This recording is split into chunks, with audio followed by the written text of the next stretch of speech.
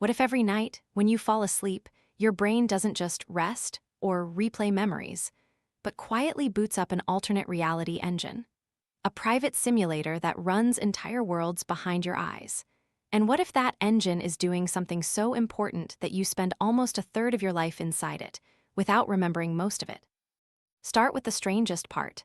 In dreams, you can feel fear so real your chest tightens. You can fall in love with someone who doesn't exist. You can walk through a city you've never visited, yet somehow know where to turn. Your senses are there. Your emotions are there. Your you-ness is there. But the rules are different.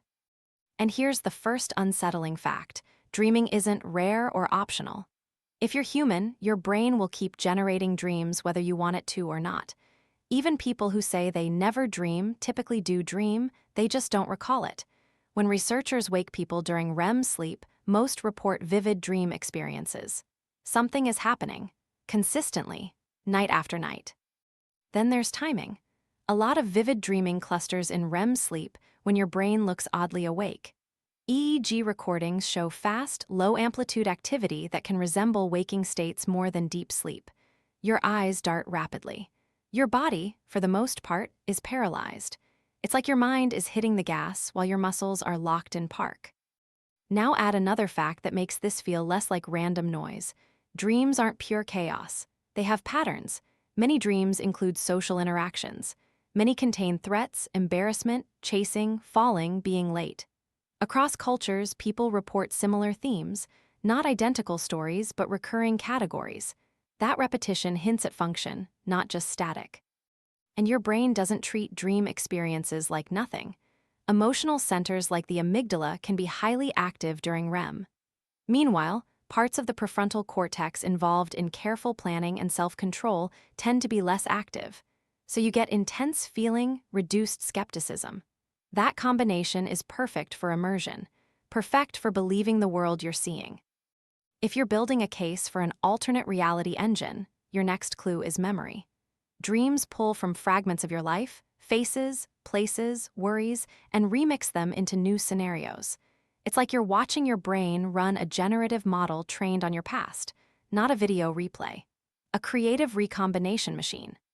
Sometimes it even feels predictive. You dream about an argument, then days later an argument happens.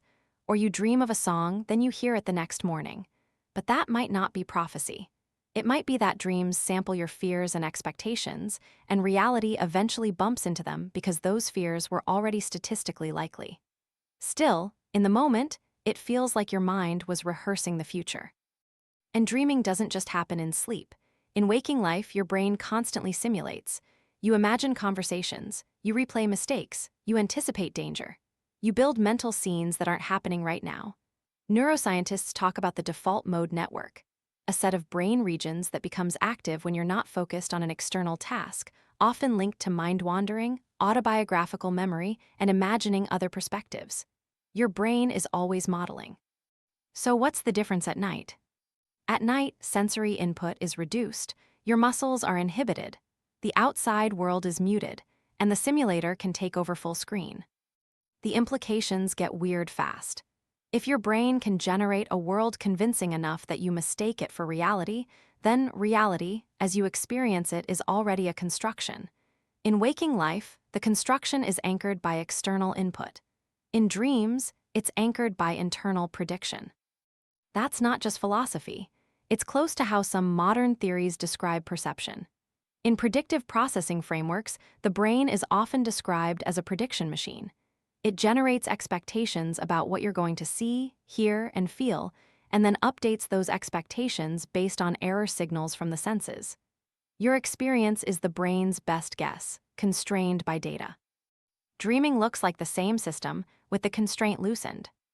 If that's true, dreams might be more than entertainment. They might be training. Consider how many threats you practice in dreams: being chased, being trapped, being humiliated, being attacked. It's as if the simulator preferentially selects scenarios that matter for survival and social standing. Some researchers have proposed ideas along these lines, like the threat simulation theory, which suggests dreams let you rehearse responses to danger. Then there's skill learning. Studies have shown that sleep is important for memory consolidation. It's not as simple as sleep makes you remember, but both REM and non-REM sleep appear to play roles in stabilizing and reorganizing memories. People often perform better on certain tasks after sleep, especially tasks involving patterns, sequences, or motor skills. Your brain seems to use the night shift to reprocess what you learned. Now imagine your alternate reality engine as a kind of sandbox, a safe environment where your brain can test variations. It can blend yesterday's events with ancient fears, social anxieties with physical threats, and see what happens when you respond differently. This is where coincidences start to pile up. Dreaming is old. Mammals and birds show REM-like sleep, and some evidence suggests they may have dreamlike experiences, though we can't access them directly. If evolution preserved a costly state where you're unconscious and vulnerable, it likely does something useful. Otherwise, why keep it? Also, dreams are not evenly distributed across your life. Children report more fantastic, fragmented dreams. Adults often report more narrative dreams with social complexity. That tracks with brain development and social learning. It's as if the simulator matures with you, updating its priorities. And the more you look, the stranger it gets.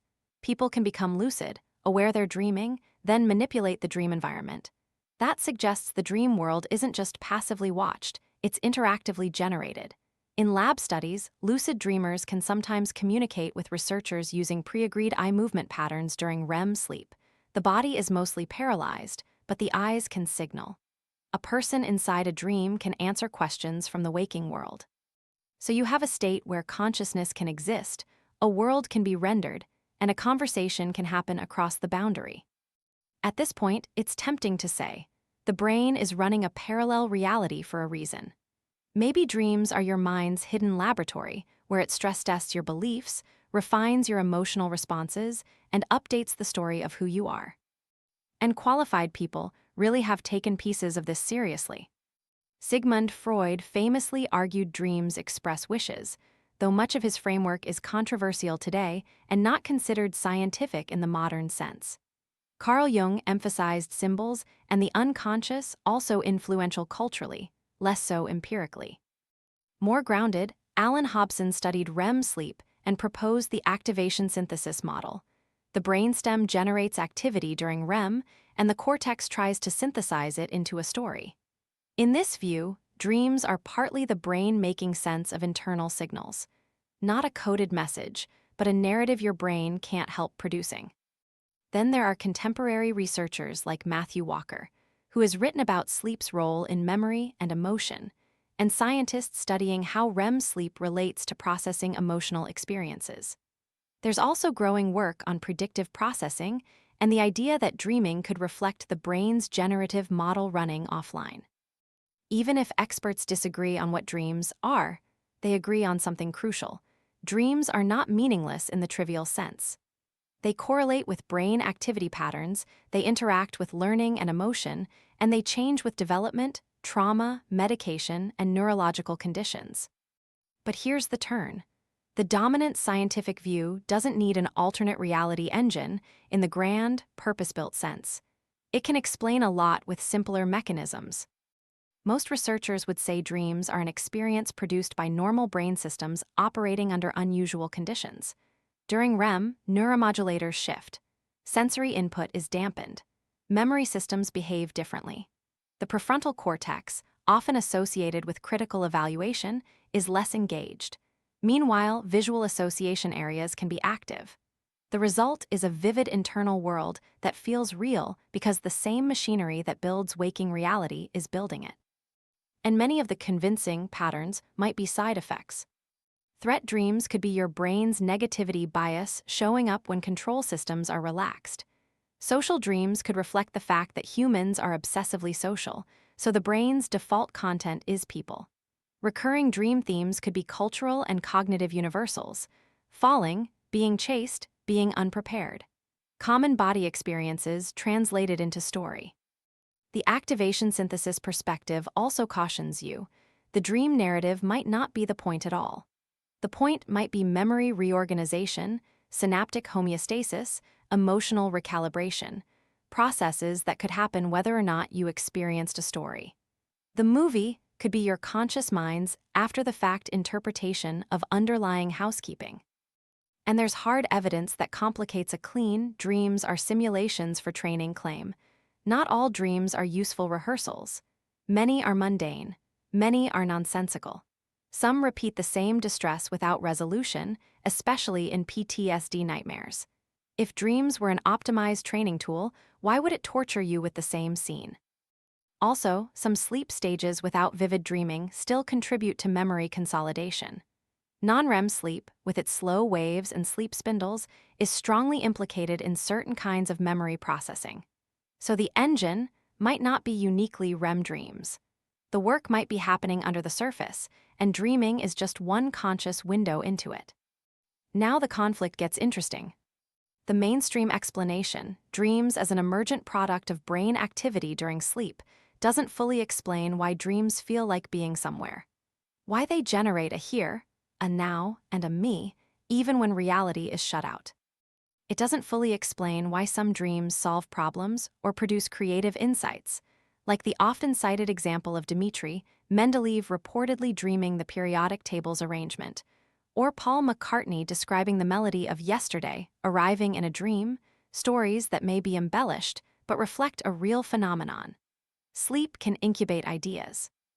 And while predictive processing accounts make dreaming less mystical, they raise an even deeper question. If waking perception is already a controlled hallucination constrained by sensory data, then dreaming is not the weird exception. It's the pure form. So perhaps the alternate reality engine isn't a separate system at all. Perhaps it's the same engine you use every day. When you're awake, it negotiates with the world. When you're asleep, it negotiates with itself. That still leaves mysteries. Why do you forget most dreams? Some theories suggest dream forgetting is linked to neurochemistry during REM, including lower levels of norepinephrine, which is involved in attention and memory encoding. But that's not a full explanation of why the brain would generate vivid experiences and then discard them, unless the experience isn't meant to be stored, only to be run. And then there's the question you can't escape. If your brain can generate a reality that feels real, how do you know waking life isn't just the most stable version of the same process? You do have a practical answer. You wake up to consistency, to shared verification, to physics that doesn't melt when you look away. Waking reality pushes back. Dreams don't. But psychologically, the boundary is thinner than you'd like. In both states, you are inside a model. The difference is how tightly it's tethered to something outside your skull. So tonight, when you fall asleep, you might think you're powering down. But maybe you're powering up something older than language. A system that takes your memories, fears, desires, and unfinished conversations and runs them through a world generator until the outputs make you a little more prepared for tomorrow, or at least a little more acquainted with what you carry. And if that's true, then dreams aren't messages from the universe. They're messages from the only universe you can never step outside of, the one your brain builds to let you live at all. Because the most unsettling possibility is that dreams are real. It's that reality is, in part, dreamed first.